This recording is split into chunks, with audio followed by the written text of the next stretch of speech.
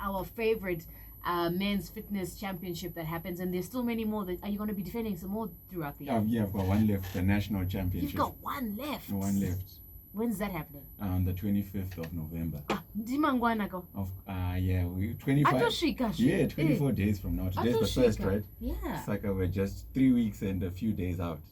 And we will be there as always to support you through your championships. Now, Paul, as a fitness champ, I'm so surprised to know that there are some important things we ought to know about breathing, because I thought every single human being is just breathing. It's organic. It happens naturally within us. In, out. How complicated could it be?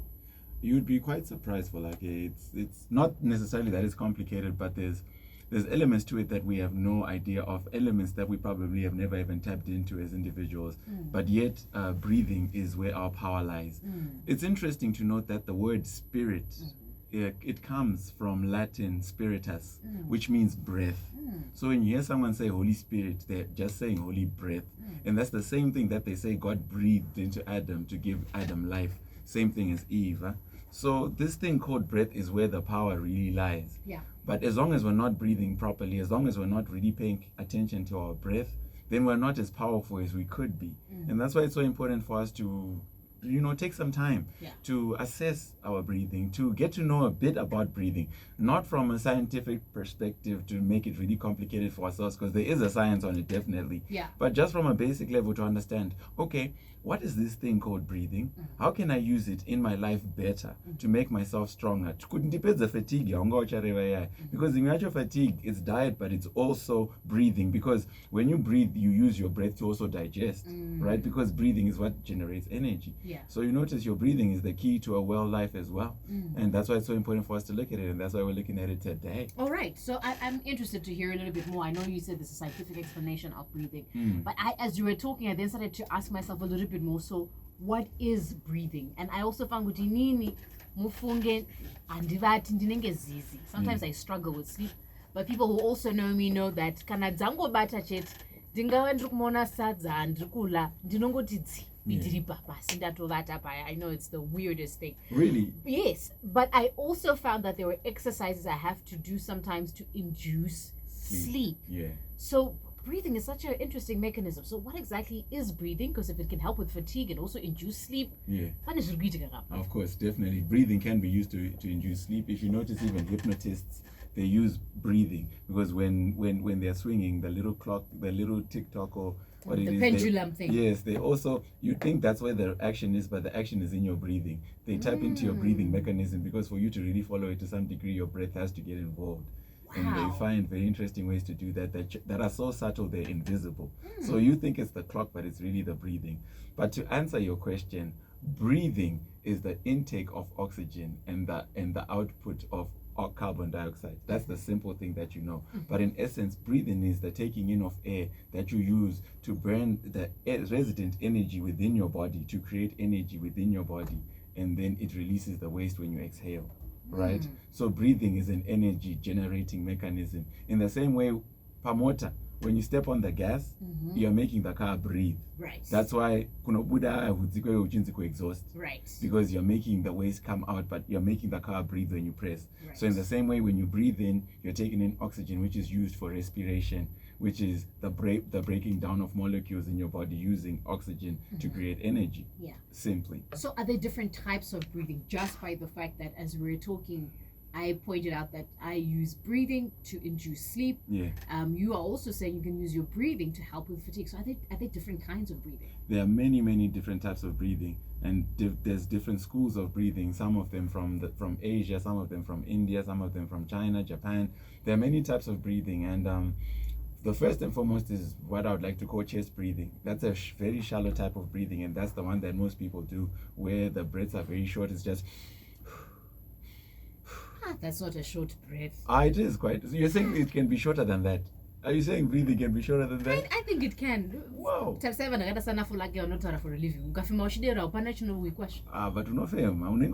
you actually take longer breaths because you talk for a living. Really? And that's what makes you so eloquent and able to really process, because you must understand that it's air that you're putting through the vocal cords for you to create your voice, right? So that's what makes it breathing so important. If you couldn't breathe, you wouldn't talk.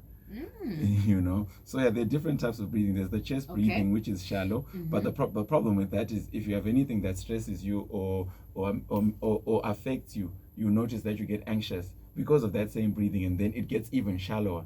I'm sure you've seen people yes, but when you're talking about panic attacks, you see that in their breathing. Yes, and then it affects everything else once it gets to that. So that's from a shallow type of breathing that I call chest breathing. Then there's diaphragmic breathing, which is breathing from your lungs in the stomach. That one is a deeper breath where you really have to go deep into your breath, like right. So I was trying to see your lungs and your but if you were looking, you'd see that there's an expansion and contraction that happens in the midsection of your body. Well, yeah, my abs, papa. Yeah, so I'm breathing from my tummy. Yes. Can I try? Yes, you can. Okay. So the intention is, as you breathe, feel yourself expand your stomach into your lungs and your rib cage as you're breathing in, and then as you're breathing out, you feel it contract. Give it a go. I mean, I done it, but I didn't feel any of that. Let me try again. Okay.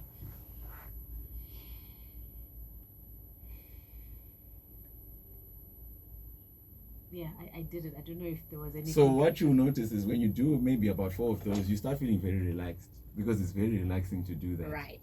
Because you're generating a lot of energy, because you're taking in a lot of oxygen. So the more oxygen you take in, the more energy you have available to you. Right. So diaphragmic breathing is the type of breathing that we encourage so that you can have more energy and less fatigue. Right. So but then a lot of people, it takes consciousness, because you see that you actually have to think about that breathing for you to make it manifest. That's it. But if you continually practice it, you notice that it becomes easier until it's second nature to breathe from the diaphragm. When you do that, you're now officially a very, very strong person. Right. And is it a state you should be in all the time, where you're breathing from your diaphragm? It should be. It's the ideal way to breathe. However, it is something that takes practice and it takes effort, because like we said in the beginning, it's something you have to think about. You have to be conscious of the breath. And that's why I notice that people meditate, sitting in certain positions, and then they're focusing on their breath. Creates a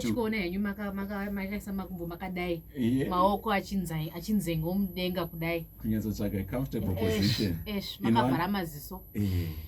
But you feel in a weird way. Right. Yeah. Okay. All and then there's a very interesting type of breathing called pressed lip breathing, where you press your lips into each other, and you use it usually when you're training. So you take a deep breath in, and then you press out like, you know, when you've got a lip press, and then you press out with power. That's another way. Which is exactly. So that's another way to breathe and generate energy and really get yourself going, you know. And then there's a very interesting type of breathing called alternate nostril breathing. Now this is very useful for clearing the mind and also just making your body stronger, where you put one finger on one nostril, and then you take a deep breath in with the open one, and then you close the one that took the breath, and then you breathe out with the one that you had closed. They do it. Okay, let's try. So you're saying I breathe in one, I don't even know what nostril is in Shona. Side rim, you know, like this. Yes, just like that. You take a deep breath in, and then you close the one you breathe in with, and then you breathe out. So what that does, it also clears your your nasal passages, because sometimes they get clogged. So you notice even when you breathe there, that you notice one is always more open than the other. Yeah, I felt that actually. Felt it, huh? my left one felt like it's got a bit of blockage, and not on but I did feel that actually there's something in that one. So that blockage also limits your ability to breathe effectively, right? So alternate nostril breathing is another way to make sure that you clear your nose, and at the same time you clear your mind. So there are many types of breathing, I guess, but people can look for more information on the matter, and they'll find themselves very pleasantly surprised at how important breathing is, and how many types they are, and how these different types affect the body and the mood as well, because even our mood is affected by our breathing, believe it or not. And you notice that when no one's very calm, when they can't breathing, you can't even hear them breathe. If you notice, when you come across really calm people, you have to really sit really next to them, close to hear their breath. And that's because they're breathing so deep, it's almost subtle and silent. Wow. Yeah, so if you got to manifest, or not on a calmness, you go a part of your life, and this next thing you know, people are just moving close. People like calm people. Huh? Yeah, they do. They do. They do. I don't know. Need to. 13 minutes before we get to 11 today, we're talking about the different kinds of breathing that are out there. Todazoti pane awambozama kuita here tichitaura izvezvi zvindatodzidza yekuita nomumhino side 1 rimwe ndichiita yekuita nomudumbu chinyatsodhonza mweya uchiburisa, that's the second one. And then the shallow breathing, which is what most of us are doing. And then there's the one that most of us, especially if you do run or are doing some physical work and you feel like hey, and you start sighing out. I don't know how to describe it. Yeah, you press your lips as you breathe out through the mouth, so that it gives you like a power output. Yeah, talking about my exercise, we see this one a lot, or even athletes as well. I've seen them doing this as well as they are about to throw a javelin or something. Or kick a penalty. Yes, perfect one. Because that breathing, it really it gives you core tension, which makes you control your whole body better. And that's when you realize how important breathing is, because breathing makes you control your body. Because remember, we said we're all alive because we're breathing, right? So the better your breath, the better your control of this thing called life. So if you are a person who is struggling with fatigue, let's say you're at work or you're driving, or you know that you still need to keep pushing, but you can feel that your body is tired. How do we breathe to rejuvenate or to get some more energy? Well, the best of these ones that we've spoken about. The best one would be the one that we talked about, the diaphragmatic breathing. So that person would have to sit up straight so that the spine is totally elongated, right? That way the lungs can expand and contract effectively. And then from there we take a really, really deep breath, feeling our lungs and our stomach expand. Also the rib cage itself will expand. And then you breathe in as deep as you can, and you breathe out. You breathe in, you breathe out. There must be a rhythm to it so that you can continue to maintain it without thinking about it too much. If you can breathe 24 times, taking it slow with that diaphragmatic breathing, by the time you finish that 24th one, you'll be feeling different. There might be a little lightheadedness. It will feel like a high. But once that lightheadedness is gone, you will feel very energized and light, because you've oxygenated yourself. Just like an oxygen tank, drip, oxygen tank. You can give yourself an oxygen tank by breathing deeper and generate the energy you need to go about your day in business. So you also find, Paul, I'm sure, especially as somebody who is dealing with fitness, that shortness of breath is something most unfit people will struggle with. Even sometimes people are overweight. How can we increase our capacity to breathe better? Breathing is something that really takes effort. We must learn how to be more conscious of breath, because even some fit people, when you notice when people train, some people, they tend to hold their breath when they're training. But if you hold your breath while you're training, what we said is that energy is generated by breathing. So when you're holding your breath, you're only tiring yourself out. So you might be able to do a couple of reps, but there'll come a time when you feel very overwhelmed, and you're overwhelmed because you used energy without creating energy. So even the same people, certain people who are unfit, or people who've never actually practiced fitness, the concept is the same. You have to start practicing breathing deeper and deeper. And the reason we train is to teach our body how to breathe under stress, because that's the one thing most people can't do, breathe under stress. Once they're stressed, their breathing goes out of the window, because they can't think about that anymore. They're too busy thinking about whatever it is that's stressing them. It could be a heavy weight in the gym. It could be a debt that has to be paid at work. There are various things that stress people. But once those stresses come, people throw breathing out of the window, and then that's when panic attacks, anxiety attacks, and other ailments start coming our way. So the trick is to consciously spend some time, dedicate maybe even just 5 minutes to say, a self-care routine like that, where you're saying, I'm going to take this time to learn how to breathe, to learn how to use this power of mind called breathing. You take deep breaths in, deep breaths out. You take short breaths, long breaths. Get used to learning how you breathe and how it affects your body, so that you can know yourself better. Because we just think we know ourselves, but what you know is the shell. You don't know the interior. You have to know the interior, and part of knowing that interior is based in the breathing. Again, we go back to those meditators and those yogis who we see meditating. Is because self-awareness comes from breath. So that the more you know your breath, I'm sure you've seen some of the things that I do when I'm training, these hardcore things. The reason I can do those things is because there was a time in my life when I used to wear an altitude elevation mask. Now what that mask would do is it would put me at an altitude of 18,000 feet whenever I'm wearing it. So it's like ndrimgomo. even though I'm on a bicycle or I'm just walking in the street. It's like I'm at the top of Mount Kilimanjaro, so the air would be light, so it forces me to breathe into my stomach. And it was hard when I used to wear it, but it taught me how to breathe deep and regularly. So when you can breathe deep and regularly, you've now got massive reserves of energy to use. And that's why I can do some very high energy moves that other people would say are impossible, but I do them without even flinching, because now I can breathe deep and I've got reserves of energy, massive reserves of energy. I don't think people can see how much energy I've got when they look at me, but I'm sure they can guess. I was about to say they can hear it, Paul. Trust me. Trust me. I think anyone who meets Paul will never miss the energy. It's like you eat batteries for a living. It's breathing. It's the breathing. It's the breathing. And you recognize that God has been so good to us because air is everywhere. So if you learn how to breathe properly, you've got energy at your disposal at will. So it's 7 minutes before we get to 11. I never know where the time goes.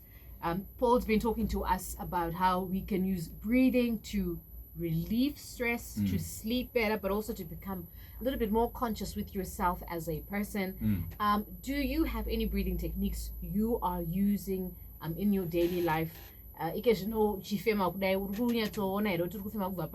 We've learned about the pursed lip, we've learned about the diaphragmatic breathing, we've learned about the shallow breathing that most of us doing, and the alternate nostril breathing, and some of the techniques that you can think about to feel calmer, to feel more relaxed, and if you're like me, struggle to sleep, to also find your rhythm to sleep. Let us know on 0719 100 404. So when is the right time to actually do these breathing routines? Is it in the morning? Is it in the midday? Or what would you say? The right time is the time that you pick. If you can do it when you wake up, great. If you can do it at your 10-minute, 5-minute break at work, great. At lunch, great. Dinner, great. Like I'm saying, I used to wear a mask for a while. I would wear it for about 30 minutes and ride my bicycle at the highest gear. That was me. So I would go for 30 minutes practicing my breathing. And it was intentional for me. I was like, I need to learn how to breathe better. So in the same way, there is no right time. The right time is the time that you create. And if you make the right time every time, you're closer to the goal than someone who waits to pick a time to make it the right time. And I'm guessing you can do it for 5 minutes at a day at a time, or 3 times 5 minutes you know what I mean? Like, at intervals, definitely. But then what you recognize is as you start doing it more and more, you recognize how much energy you're now generating, and then it becomes somewhat addictive. And it's great to get addicted to being better. You know what I'm saying? Because we can also get addicted to being worse, but how does that help us? Oh, I love that. Being addicted to being better. Yeah. I love that. Isn't that what people, complete sidebar, people who are in fitness are about, where you're addicted to the perfection of the body? Yeah. That's exactly it. Arnold Schwarzenegger on a movie, yeah, Hercules. Like, wow, a man can look like that. I want to be like that. And that's how he worked his way towards being Mr. Olympia. Wow. So it's really just a striving to be better and actually doing something and making it so. So, Paul, if we want to get a hold of you, because I think as a fitness champ, sometimes we, whilst it's great to hear you on the radio like this, sometimes we want to touch base with you and say, Paul, please help us. Do a little bit better. Like I'm thinking in terms of breathing. It sounds simple, but I don't think it's as easy as it sounds. Right? I know what you mean, because like I think the diaphragmatic one, you have to be lying down a little bit. It works better if you're lying down. It does, because you can feel the expansion and contraction of the stomach, because you're lying flat, so your back is supported. I think we do need to have a seminar on this. But it does change. I mean, if anyone can find a formula to stress relief and this works and it's cost effective, why not do it? Right. Yeah. Right. So tell us again, Paul, how do we get a hold of you? You can find me on Facebook, Instagram, Twitter, The Nero Effect, THENEROEFF3CT. The Nero Effect. The last E is a 3. And you can DM me, you can get in touch, and let's touch base. I'm willing to share information. I love to help people grow, and let's do it, Indeed we can. And what we always like to remind you on Capital 100.4 FM, particularly in this hour, but every second of your life, remember, you can. You certainly can look great. You certainly can look good, but more importantly, you can feel great. It's Capital 100.4 FM. Harare is happy. Next week again, we'll be back looking at something else that's important for us to consider as far as our health and our well-being is concerned. Coming up next is Sister's Keeper.